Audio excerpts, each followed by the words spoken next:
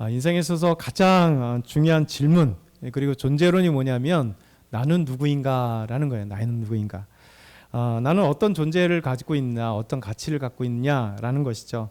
그래서 내가 내 존재를 어떻게 보느냐에 따라서 우리 삶이 달라지죠. 내가 내 존재가, 내 가치가 나는 누구인가 생각할 때 나는 참 보배로운 자다, 참 존귀한 자다, 참 귀한 사람이다라고 생각하면 그렇게 살아가게 돼 있어요. 그렇죠? 자기 자신이 너무 존귀한데 함부로 사는 사람 없을 것입니다. 근데 문제는 자기 자신을 가치를 이렇게 깎아내릴 때 있잖아요. 나는 왜 태어났는지, 태어남에 대해서 저주하는 사람, 학력에 대해서 저주하는 사람, 가정에 대해서 저주하는 사람, 외모에 대해서 저주하는 사람, 삶에 있어서 저주하는 사람, 돈 없음에 대해 저주하는 사람. 그러니까 사실 이 모든 것이 사람들이 자기 가치를 내릴 때는 뭐냐면 우리가 가지고 있음에 대해서 그것 때문에 이제 자기 자신을 가치로 생각해요. 그러니까 학교를 들어가면 남들과 비교해 조금 있으면 좀 으쓱하잖아요. 근데 이제 졸업할 쯤 되면 학교마다 다 다르겠지만 저도 학교를 가보니까 어느 학교에 가보니까 이런 게 있어요. 이제 졸업할 쯤 되니까 막 이제 현수막이 걸려 있잖아요. 학교마다. 그러니까 그 현수막을 보면서 운매 기주고 하면 기가 죽는 사람들이 있어요. 왜냐하면 같은 학교라도 옛날에는 사법고시들이 막 붙어 있잖아요. 뭐 몇 명 붙었다, 법과학과 몇 명, 회계사 몇 명, 공인중개사, 중개사죠, 회계사, 세무사 막 붙어 있고요. 행정고시 몇몇 붙어 있다 막 각 과마다 졸업하는 사람들에게 있어서 특별히 이런 것이 옛날에 많은 기준이었잖아요. 그러니까 사법고시 막 붙어 있고, 행정고시 막 붙어 있고, 외모고시 붙어 있고, 그렇죠? 그러면서 이런 어떤 것들이 또 대기업에 몇 명 갔느냐, 그 과마다 또 이런 것들이. 근데 문제는 다 동일하게 법학과 나왔다고 다 붙는 건 아니잖아요. 또 행정학과 나왔다고 다 붙는 것도 아니고요. 그러니까 동일하게 가서도 항상 그 가치를 그런 거에 두면 항상 이 비교감 속에서 가졌으면 으쓱하지만 또 그걸 상실했으면 또 열등감에 빠져버리고 또 이렇게 서로 비교해서 없으면 또 그렇게 된다는 거죠. 그래서 우리 자신에게 있어서 이 존재론이라고 하는 건 나는 누구인가라는 이 질문을 통해서 본연적인 것을 갖지 못하면요, 항상 우리는 이런 것 속에서 나도 모르게 있을 때는 되게 좀 이렇게 으쓱하고 어깨도 피곤하지만 좀만 없어지거나 조금 안 되면 이런 가치의 자신을 존재론을 삼아버리면요, 그냥 울쑥 내려갔다 올라갔다 이렇게 하는 삶을 살아가게 됩니다. 근데 중요한 것은 스스로가 내가 어떤 사람인가라는 것을 존재 가치를 찾아야 될 필요가 있어요. 그래서 믿음의 사람들은 더더군다나 있음이 존재 가치가 아니라 본연의 가치를 알게 되는 것, 이것이 중요한 겁니다. 그래서 사도 바울은 자신의 오늘 말씀을 통해서 존재 가치에 대해서 생각을 해봐요. 사실은 사도 바울은 예수님 만나기 전에도 이미 엄청난 존재를 갖고 있는 사람입니다. 가지고 있음을 하면 사도 바울도 자랑하잖아요. 나는 어떤 사람이냐, 내가 예수 믿기 전에도 이런 사람이 있다라고 자부심을 갖고 있습니다. 사도 바울은 태어날 때부터 로마 시민권을 갖고 있었어요. 그러니까 우리는 지금으로 하면 그래도 미국 시민권이 가장 세계에서 또 우리나라에서 부러워하는 거잖아요. 미국에 산다고 다 시민권을 주는 것도 아니잖아요. 오랜 시간 걸쳐서 영주권 따는 것도 어렵고 또 더더군다나 시민권 따는 것도 쉽지 않습니다.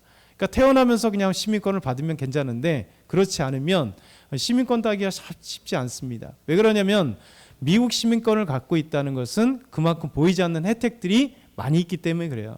근데 이 미국 시민권은 아무것도 아니었습니다. 로마 제국의 로마 시민권은 엄청난 힘과 권력과 그리고 무엇인가 가지고 있는, 아무나 취득할 수 없는 것이 로마 시민권인 거네요. 로마 제국에 태어난다고 해서 시민권을 받는 것도 아니고, 그러니까 시민권자 안에서 그 가족, 시민권을 갖고 있는 사람들은 정말 부유하고 집안이 좋은 사람들이 시민권을 가지고 있었다는 거죠. 근데 사도 바울은 그의 부모님들이 이미 유대인들이었지만 로마 시민권을 갖고 있는 사람들, 그러니까 상당히 부유했고 그리고 상당한 어떤 권력들을 갖고 힘을 갖고 있는 사람들, 그 중에 사도 바울이 태어났기 때문에 그는 그냥 보통 금수저가 아니에요. 그냥 이런 금수저가 아니라 다이아몬드 수저보다도 더 최상의 다이아몬드 이 수저를 물고 태어난 사람이 로마 시민권을 태어나면서 가지고 있던 사람이 사도 바울입니다. 그의 가정은 로마 시민권을 갖고 있었기 때문에 아까 얘기했던 부유하고 저 여러 가지 면에서 남부러울 수 있는 그런 것들이죠. 그러면서 사도 바울은 자기의 가문이 뭐냐면 우리는 바리새인들이라는 거죠. 유대인들에게 있어서 바리새인은 엄청난 믿음의 자랑거리잖아요. 다른 유대인들보다 나는 바리새인이야 라고 하는 바리새파 사람들은 엄청난 프라이드를 갖고 있던 거예요. 믿음의 프라이드들. 그러면서 그는 지파로 한다면 나는 베냐민 지파다. 그러니까 베냐민 지파는 그래도 유대의 첫 번째 왕이 태어난 지파가 그래도 베냐민 지파이기 때문에 이 베냐민 지파라는 것은 되게 중요합니다. 그리고 사도 바울이 히브리인 중에 나는 히브리인이다. 율법으로는 나는 하나님 앞에 완전한 자였다. 그러니까 보통 그렇게 자랑할 수 있는 사람이라면 유대인들 중에 최상의 사람이죠. 말씀 가운데 철저하게 말씀을 지켜갔던 그 믿음의 사람이다라고 얘기했던 거예요. 더 나아가서 이 사람은 로마 사회 안에서도 그리고 유대 사회 안에서 또 최상의 0.1%의 그 학력을 갖고 있는 사람. 그러니 사도 바울은 사실은 예수님 만나기 전에도 일반적으로 가지고 있는 거라 한다면 모든 것을 다 가지고 있는 사람이에요. 그렇죠? 돈, 로마 시민권, 그리고 가정, 그렇죠? 그리고 학력, 그리고 그 어떤 것도 빠질 수 없는 그런 것들을 갖고 있는 사람이 바로 사도 바울이었습니다. 근데 사도 바울이 이렇게 가지고 있는 것이라면 누구도 범접할 수 없는 이 자랑거리를 가지고 있는데 그전에는 이것이 그의 존재론이었어요. 나는 누구냐? 나는 바리새인이고 나는 베냐민 지파고 나는 가말리엘 문화에서 최상위 서울대 법대에서 그리고 박사를 받고 0.1%가 들어가는 그런 가장 최상위 학교, 그걸 유대인들도 공부하지 못했던 다소에서 난 태어나서 로마 교육을 받았던 사람, 로마 시민권을 받은 사람, 나는 이런 사람이야. 그가 가지고 있었던 존재론이 이거거든요. 그래서 로마 시민 안에서도 그리고 유대 안에서도 그는 자랑거리 중에 자랑거리를 갖고 있었던 사람. 근데 놀랍게도 그의 가치가 변화된 게 뭐냐면 예수님을 만나고 나서, 그렇죠? 다메스크 도상 가운데 부활하신 예수 그리스도를 만나고 나서 그의 존재론이 완전히 달라진 겁니다. 그러니까 우리도 마찬가지예요. 우리도 가지고 있는 것을 자랑하지 말라는 얘기가 아닙니다. 우리가 나온 학교에 대해서 자랑하지 말라는 얘기도 아니고 내가 살아온 그 삶의 족적을 내가 프라이드를 갖지 말라는 건 아니에요. 근데 우리가 예수 믿으면 가장 존귀할 수밖에 없는 가치가 달라진다는 거예요. 그래서 사도 바울은 부활하신 예수 그리스도, 다메섹에서 부활하신 예수 그리스도를 만나고 나서 그가 마지막으로 하는 얘기가 뭐냐면 지금까지 내가 자랑해왔던 모든 것이 나는 배설물로 여긴다. 똥처럼 여긴다는 거예요. 왜냐하면 이것이 세상 사람들이 부러워하지 않는 것이 아니라 부러워할 만한 것입니다. 그런데 내가 예수님을 만나고 나니까 내가 더 자랑하고 즐거워하고 존귀한 것이 무엇인지를 깨달았기 때문에 내가 가지고 있는 정도는 아무것도 아니구나라는 사실을 알게 됐다는 것이죠. 그래서 사도 바울은 그것이 바로 부활하신 예수 그리스도를 만나고 우리 주님께서 사도 바울에게 주어지는 놀라운 직분 때문에 그래요. 하나님의 은혜 때문에 그렇습니다. 첫 번째는 주님께서 그를 구원하셨다는 것. 그래서 그를 우리 주님의 사도로서 우리 예수님께서 사도 바울을 부르셨다는 거예요. 원래 사도라고 하는 것은요 12제자가 사도가 되었습니다. 근데 12제자 중에 하나는 빠졌죠. 12제자 중에 가룟 유다는 예수님 팔아먹고 스스로 자살을 해서 그의 상을 마감하고 난 다음에 이제 초대교회 오순절날에 이제 초대교회에서 이제 열둘이 되게 중요하기 때문에, 왜냐하면 12지파 열둘이 되게 중요합니다. 그래서 이 한 사람 가룟 유다를 대신해서 사도로 세움을 받을 사람이 누굴까? 그래서 1차 뽑고 함께 기도하고 이제 제비 뽑아서 마띠아라는 사람을 제비 뽑아서 이제 사도로 세웁니다. 이것이 사도행전 1장 26절의 말씀이죠. 우리 한번 같이 읽어볼게요. 사도행전 1장 26절 시작. 제비 뽑아 마띠아를 얻으니 그가 11사도의 수에 들어가니라. 아멘. 11명의 예수님의 제자들이 이제 사도가 되었습니다. 예수님의 제자라고 하는 것은 예수님을 따라가는 좇는 사람, 예수님의 제자는 좇는 사람. 그러니까 사도라는 이름으로 명칭이 어느 순간에 바뀌는 건 뭐냐면 예수님 부활하시고 난 다음에 사도로 서서히 바뀌어요. 사도란 뭐냐면 이제 사명의 자리예요. 예수님을 닮아가고 쫓아가는 자리가 아니라 이제 보내심을 받은 자라는 뜻이 사도라는 뜻이에요. 아포스톨로스라고 하는 것이 보내심을 받은 자, 주의 명령에 따라 우리 주님께서 사명을 주시는 거예요. 주의 복음을 증거하고 예수님을 증언할 수 있는 그런 사람으로 세우는 11명의 제자들이 11사도가 되었고, 마띠아를 하나 가룟 유다가 상실된 그 사도의 자리를 마띠아를 뽑아서 이제 자리를 세우는 겁니다. 근데 사도의 자격 요건이 있습니다. 사도의 자격 요건. 사도행전 1장 21절에서 22절 보면 마띠아를 뽑기 전에 이 자격 요건에 충족된 사람들을 먼저 뽑고, 그리고 제비 뽑아서 마띠아를, 하나님께서 뽑은 자를 세운 겁니다. 같이 한번 읽어볼까요? 이러함으로 요한의 세례로부터 우리 가운데서 올려져 가신 날까지 주 예수께서 우리 가운데 출입하실 때에 항상 우리와 함께 다니던 사람 중에 하나를 세워 우리와 더불어 예수께서 부활하심을 증언할 사람이 되게 하리라 하거늘. 아멘. 사도가 될 조건은 두 가지입니다. 하나는 세례 요한 때부터 예수님께서 함께 하셔서 함께 하셨던, 예수님의 모든 삶을 함께 했던, 부활하신 예수 그리스도까지 보고 승천하신 예수 그리스도까지 보았던 사람 중 그 자격 요건이 여기 있습니다. 사도에 들어갈 사람, 바로 세례요한부터 시작해서 예수님을 보았던 모든 사람 중에, 예수님과 함께 다녔던 사람 중에, 또 한 가지는 우리와 더불어서 예수께서 부활하심을 증언할 사람 되게 하기 위해서, 예수님을 알아야 되잖아요. 그래서 예수님과 함께 했던 사람, 그리고 예수님의 부활하심을 증언할 사람, 이 사람이 사도의 조건이에요. 그래서 하나님께 기도하고 하나님께 모든 걸 맡기면서 제비 뽑아 뽑은 사람이 마띠아였습니다. 그런데 지금까지는 사도는 더 이상 뽑히지 않습니다. 더 이상 사도는 마띠아로 끝나고, 그러니까 12명의 사도는, 사도라 불릴 수 있는 사람은 12명으로 끝나요. 그렇죠? 그리고 그 이후에 사도를 뽑지 않았습니다. 그런데 사도 바울은 도대체 어떻게 되는 건가? 그래서 사도 바울은 하나님의 은혜인 거예요.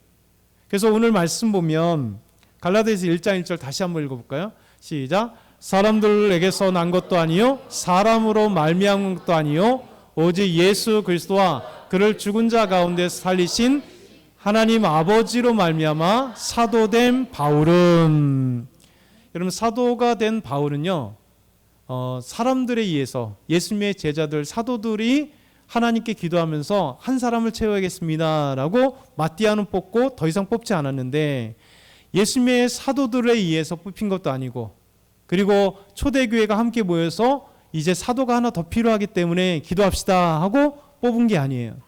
그래서 사도 바울은 얘기한 게 사람에게서부터 난 것이 아니다, 사람으로 말미암은 것도 아니다 한 이유가 바로 여기 있는 겁니다.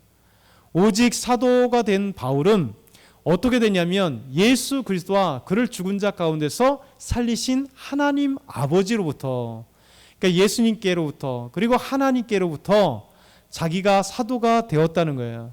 하나님이 특별하게, 예수님이 특별하게 바울을 택하시고 사도라고 하는 직분을 하나님이, 예수님이 주신 거예요. 여러분이 그러니 사도 바울의 이 영광스러운 존재, 영광스러운 직분이 어떻게 자랑하지 않을 수가 있겠어요? 교만한 자랑이 아니라 감사의 자랑이죠. 나는 예수님과 함께 하지 않았잖아요. 근데 예수님의 부활을 증거한 사람은 되지만 사도의 조건은 한 가지가 부족하잖아요. 그럼에도 불구하고 예수님께서 다메섹 도성 가운데 그를 만나시고 사울이었던 이 바울을 예수님을 증언하는 하나님의 사도로 부르시는 거죠. 그래서 사도행전 9장 15절에 보면 이렇게 말씀합니다. 주께서 이르시되 가라, 이 사람은 내 이름을 이방인과 임금들과 이스라엘 자손들에게 전하기 위한 택한 나의 그릇이라. 우리 예수님께서, 부활하신 예수님께서 사울을 만나고 나서 이 사람에 대해서, 사울에 대해서 얘기한 거예요. 가라, 예수님의 이름을 위해서 임금들과 이스라엘 사람들과 더 나아가서 이방인들에게 예수님의 이름을 증거하기 위한 예수님께서 택하신 예수님의 그릇이다. 그러니까 특별하게 택하신 거죠. 이만큼 칭찬하고 직분을 주신 게 없어요. 그러니 사도 바울은 얼마나 더 나아가서 사도 바울은 특별히 이방인의 사도라는 별명이 붙어있잖아요. 이방인의 사도. 그가 온통 우리 주님께 사도로 임명받고 나서 예수 그리스도의 십자가의 부활을 이방인들에게 전하는 이방인의 사도의 삶을 살아갔습니다. 그래서 로마서 1장 13절 14절 보면 이렇게 말씀합니다. 같이 읽어볼게요. 내가 이방인인 너희에게 말하노라. 내가 이방인의 사도인 만큼 내 직분을 영광스럽게 여기노니 이는 내 골육을 아무쪼록 시기하게 하여 그들 중에서 얼마를 구원하려 함이라. 아멘. 우리 예수님 보내시면서 나의 택한 그릇이라고 하면서 뭐라고 했습니까? 임금들과 유대인들도 포함되어 있어요. 그리고 이방인들도. 그러면서 사도 바울은 로마의 교인들에게 편지하기를 내가 이방인의 사도, 이 직분을 그래서 영광스럽게 생각한다. 사람이 뽑힌 게 아니라 하나님과 예수님을 인해서 내가 예수님을 부활하신 예수 그리스도를 증거하는 이 사도로 주님께서 임명해 주셨기 때문에 영광스럽지 않은 직분이 아니죠. 그러니까 영광스럽게 여기노라. 그래서 이방인들에게 복음을 증거함으로써 시기나도록 유대인들은요 자동적으로 어떻게 하나님이 이방인들을 구원하시는가? 우리는 유대인인데 하나님 선택된 백성들인데 우리는 뭐냐? 그러면서 시기나도록 해서 오히려 자연스럽게 유대인들에겐 복음 증거하지 않아도 여러분 시기하면서 그들이 예수 믿게 되는 놀라운 역사가 있게 된다. 사도 바울은 그렇게 얘기를 하는 겁니다. 그래서 그들 중에 얼마가 이 시기로 인하여서 구원받는다면 얼마나 감사인가 이렇게 얘기합니다. 갈라디아서 2장 8절에도 마찬가지예요. 같이 읽겠습니다. 베드로에게 역사하사 그를 할례자의 사도로 삼으시니가 또한 내게 역사하사 나를 이방인의 사도로 삼으셨느니라. 베드로는요 저 할례자의 사도예요. 곧 유대인들에게 복음을 증거하는 사도로 삼으시고 자신은 이방인들에게 복음을 증거하는 예수님을 부활하신 예수님을 증거하는 사도로 삼으셨다. 그렇기 때문에 오늘 이 말씀 갈라디아 1장 1절 사도 바울의 사도권 그가 영광스러운 직분을 자랑하는 이유입니다. 자신이 누렸던 모든 가지고 있었던 것보다 더 아름답고 영광스러운 주님을 만나고 나니까 이만큼 영광스러움 없는 거죠. 그래서 저와 여러분들도 아름다운 영광의 직분이 있어요. 첫 번째는 뭡니까? 그리스도인이라는 직분, 성도라는 직분, 우리가 집사라고 하는 직분, 목사라고 하는 직분. 이게 얼마나 영광스러워요. 이게 누구에 의해서? 하나님에 의해서 주신 거잖아요. 그래서 우리의 영광스러운 직분, 우리의 영광스러운 이 그리스도를 만난 믿음의 사람이라고 하는 것이 우리가 가지고 있는 모든 것도 사랑을 자랑할 만하지만 그거보다 말할 수 없는 아름다운 존귀함이죠. 그래서 우리가 진정으로 우리의 존재는 나는 누구인가? 거기에서 나는 누구의 그것도 좋지만 나는 하나님의 사람입니다. 하나님 나를 택했습니다. 하나님 나를 구원하셨습니다. 나는 하나님의 자녀입니다. 이런 영광스러운 이 직분이 우리의 자랑거리가 된 거죠. 그래서 여러분과 저도 사도 바울 같은 아름다운 사도예요. 주의 복음을 증거하는 아름다운 사도. 이것이 우리의 영광인 것을 기억하기 소망합니다.